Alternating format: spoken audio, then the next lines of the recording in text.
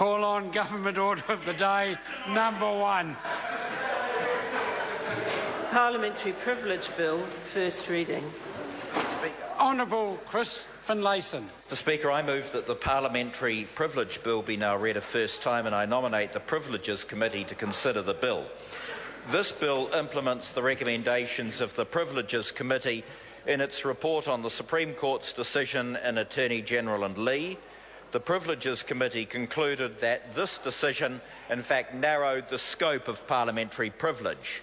The bill returns the law to Parliament's understanding of the privilege of freedom of speech by clarifying critical concepts and definitions. It also modernises existing legislation to make it more accessible. Mr. Speaker, parliamentary privilege is a frequently misunderstood concept, and this was highlighted by the Privileges Committee in its report when it said that unfortunately privilege is frequently confused with the idea of privilege as a personal benefit for an individual. As the committee said, it wasn't concerned with privilege in the sense of a special benefit for a particular person. Its task was to consider matters of parliamentary privilege, that is, the protections applying to the House itself and to the participants in the parliamentary process.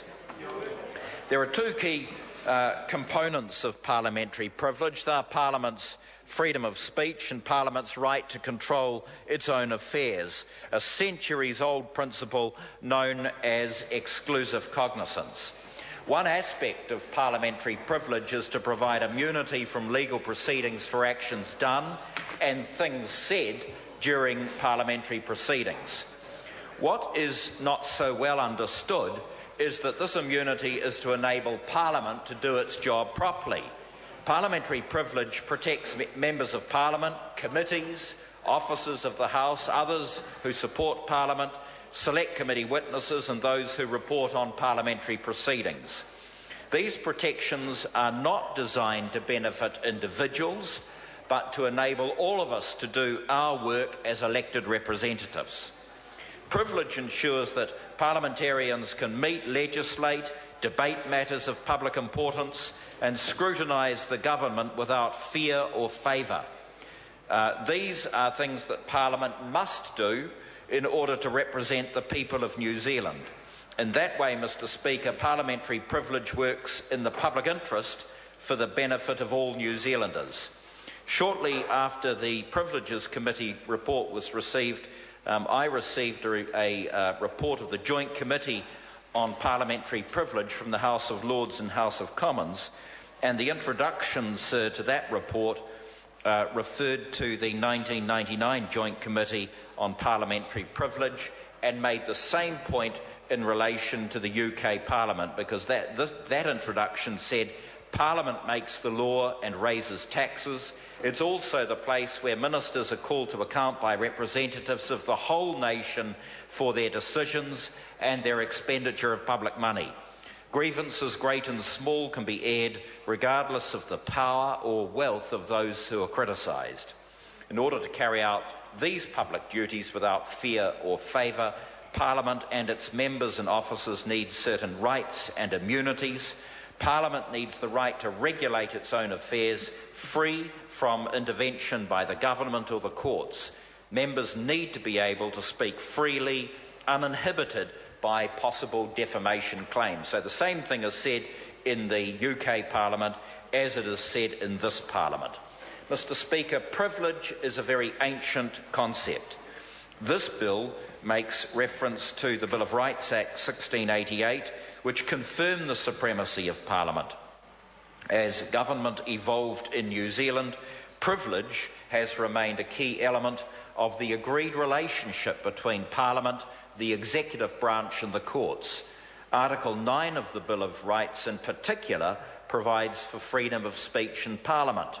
This underlines the independence of the three branches of government, which is a basic feature of all modern democracies.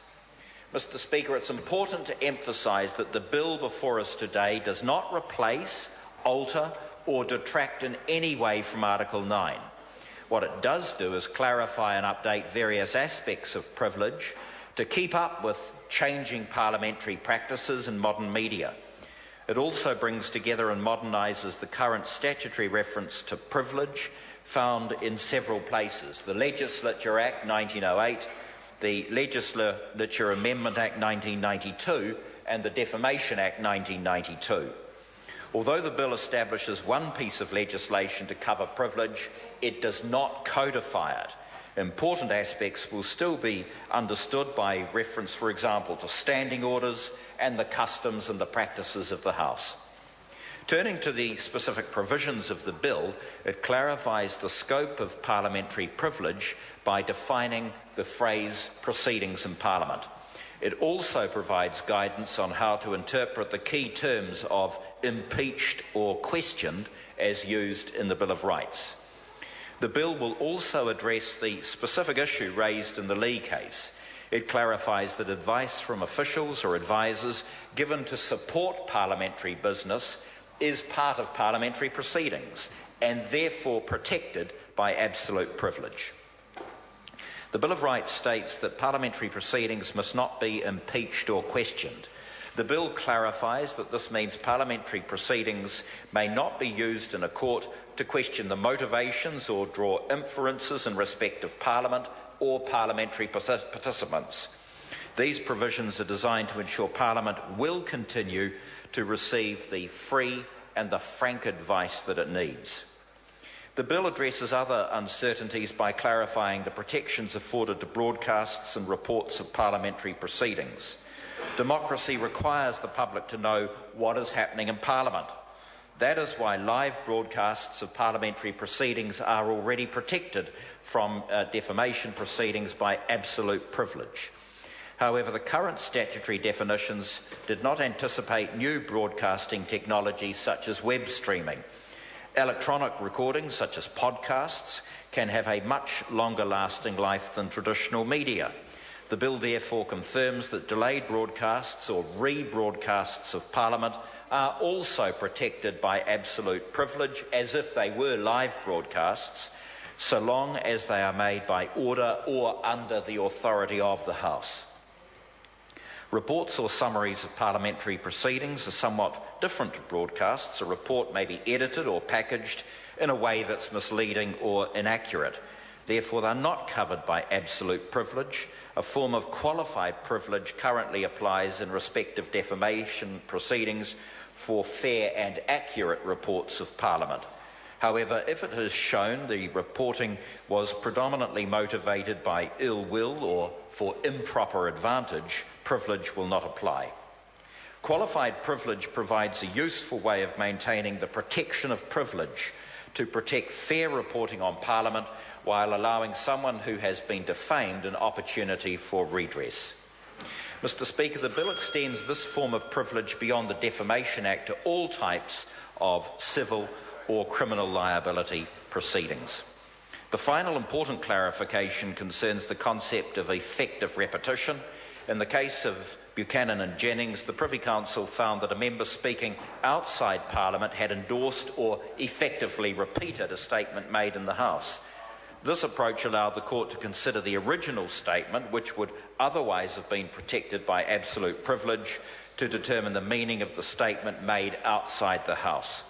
And this led to a concern that the courts could directly judge the quality of parliamentary proceedings, which could have a chilling effect on freedom of speech and debates in the House. So the effect of the bill is to make explicit that a statement made during parliamentary proceedings is protected by absolute privilege and may not be used to determine criminal or civil liability in respect of a statement made outside Parliament. The bill will also affirm the House's power to fine for contempt. It sets a maximum fine of $1,000, and there are a number of other clarifications. So, Mr. Speaker, although some of the matters covered in this bill may seem esoteric, they are actually important parts of the foundation of good government in New Zealand. The bill affirms that Parliament's freedom of speech continues to be protected. This ensures Parliament can carry out its functions in debating legislation, scrutiny of the executive, and representing electors with access to all information. And I encourage members of the public and other interested parties to make their views on the bill known to the committee. And perhaps, Mr Speaker, in closing I can say this: we've dealt with a number of, if you like, parliamentary matters in the course of the year, and I think the time is coming at some stage for a consolidation of all legislation concerning Parliament like Canada.